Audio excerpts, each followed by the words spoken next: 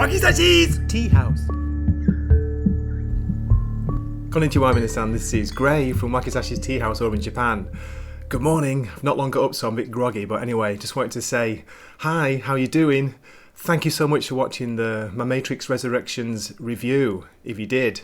It seems to have, by some crazy coincidence, maybe a glitch in the Matrix, I don't know, it caught the algorithm. The algorithm had me for a while, and it got quite a few views and inspired quite a few comments. Some of those comments were really good. I learned a lot of very interesting things from all the different films, from the Animatrix, from the video games, from books, and there were some really catty comments too, and thanks a lot for those. You took the trouble to leave them, so yeah, I was really happy. I wanted to make a follow-up video just to address some of the problems I had with the movie, which I didn't make clear in the first review. Basically, what I found wrong with this is the tone. The tone of the movie was just off. It wasn't sure if it wanted to be a kind of ironic, tongue-in-cheek comedy, or if it was playing it straight. You remember like the fantastic ideas, the deep thought, the philosophizing from the first 3 movies and Animatrix. Well, if I'm being honest, there wasn't much of that in there. I'm thinking back about the movie and I'm trying to remember it, and yeah, there's a lot of talking, a lot of exposition, but there aren't many scenes that make you think, wow, that's really clever, or no way. There's nothing like the moment where you hear about the spoon.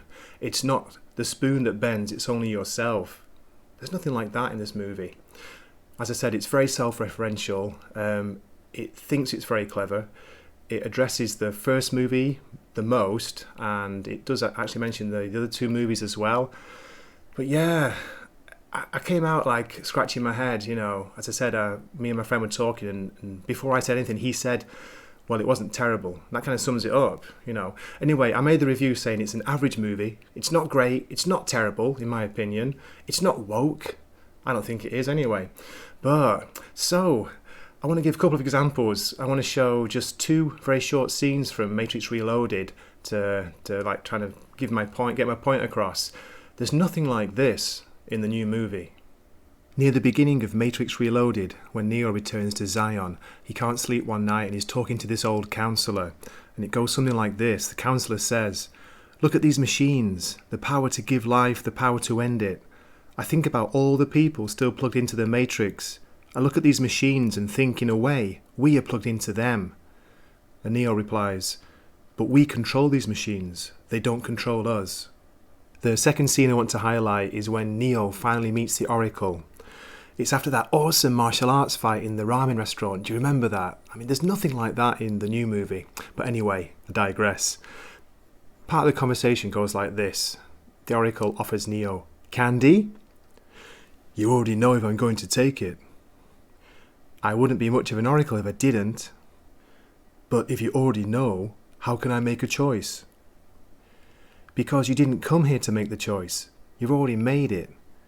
You're here to try to understand why you made it." Also, I've heard comparisons to The Last Jedi. Now, I don't want to open up that bag of vipers, but I didn't enjoy Last Jedi because I thought it crapped all over the original characters. It was trying to be very self-referential, very funny, very tongue-in-cheek, which I thought didn't work in a Star Wars movie. Yeah, there's humour in the Star Wars movies, but The Last Jedi just played it all wrong. Do you remember the scene? It's like, I think one of the opening scenes where you've got Poe talking to the Imperial commander on the starship, and he's doing he puts him on hold, like he's doing a kind of comedy phone call, and you kind of scratching your head thinking, what's going on? That's how I felt when I came out of the Matrix Resurrections. It was like, I couldn't quite put my finger on it, but it's like, it just felt off. Now, it still looks really good. It's a beautiful looking movie, it's been well shot. The action scenes are good. They're just not bullet time. They're not like, you don't see anything new. We felt like we were seeing new technology in the first Matrix and the second, and even the third. Who can forget that fight in Revolutions at the end between Smith and Neo, that huge fight in the rain where there's Smiths everywhere. That's one of the best comic book style fights I've seen in live action ever. It beats a lot of the Marvel stuff anyway. So yeah, I tried to kind of stand up for this movie. When I watched the video, I was like, no way, I'm focusing on all the positives. And even though I did that, I got a lot of flack, which is fair enough. You put yourself out there, that's what you're going to get. But yeah, there is action, but the action feels more like John Wick or Jason Bourne. Now, there's nothing wrong with those, but it didn't feel like Matrix. Do you know what I mean? In one of the scenes I selected, I talked about that incredible martial arts scene in the ramen shop where, you know, Neo and the Oracle's Guardian fight. There's nothing like that in the new movie. Okay, it's a different kind of movie. It's a new Matrix. Fair enough. Oh, one last thing, which I almost forgot.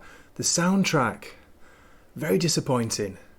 The orchestral score, that kind of score, that's fine, but the songs in it, apart from White Rabbit by Jefferson Airplane, like, not very good at all. And there's a terrible cover of the Nine Inch Nails song at the end of this movie. Like, do you remember the end of the Matrix, and it finishes and like you're pumped and it's like banging. There's nothing like that in this movie. So yeah, one more point. Okay, back to the review. Anyway, that's it really. I just wanted to add those couple of points, and I say still go and see it. If you've got HBO Max, you're lucky, you know, you can see it at home. But I think you should see it on a big screen if you want and make your own mind up. Oh yeah, and one last thing. The first third and the final third are good, but the middle part, I was like, at one point I was struggling to stay awake. It got boring.